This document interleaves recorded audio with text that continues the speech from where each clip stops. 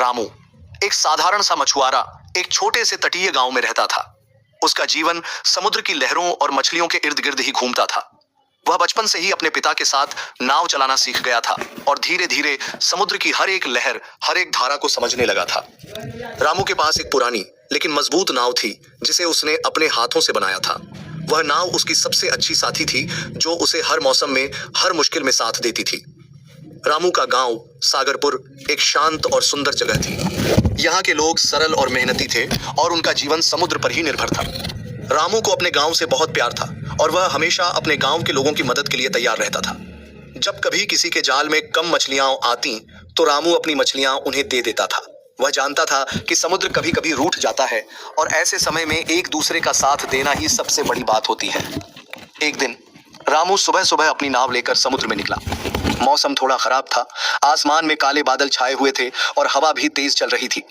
लेकिन रामू को पता था कि आज अच्छी मछलियां मिलेंगी क्योंकि समुद्र में एक खास तरह की धारा बह रही थी।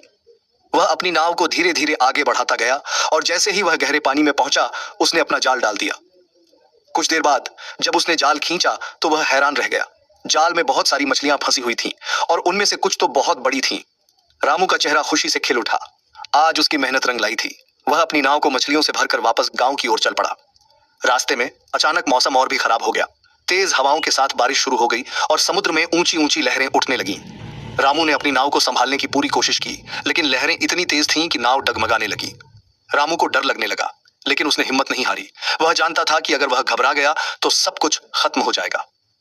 उसने अपनी नाव को लहरों के विपरीत दिशा में चलाना शुरू किया और धीरे धीरे किनारे की ओर बढ़ने लगा। बारिश और तेज हवाओं के बीच रामू को कुछ भी दिखाई नहीं दे रहा था, लेकिन वह अपनी नाव को संभालता रहा और धीरे धीरे किनारे के पास पहुंच गया।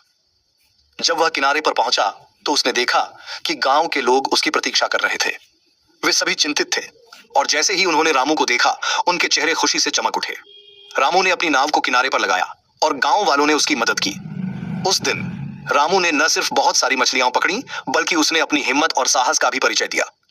गांव वालों ने उसका सम्मान किया और उसे सागर का साथी कहकर पुकारा।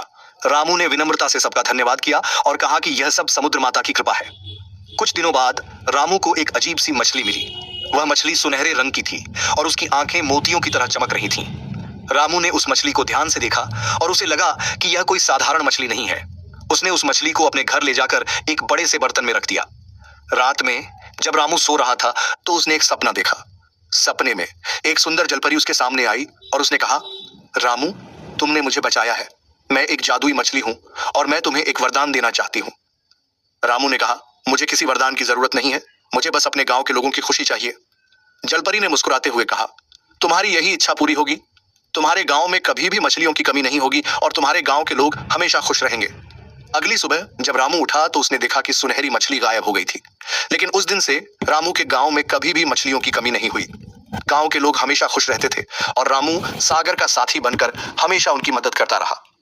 रामू की कहानी हमें सिखाती है कि मेहनत, साहस और दूसरों की मदद करने से जीवन में सफलता मिलती है। समुद्र की तरह जीवन भी उतार चढ़ाव से भरा होता है, लेकिन हमें हमेशा हिम्मत से काम लेना चाहिए और दूसरों की मदद करनी चाहिए।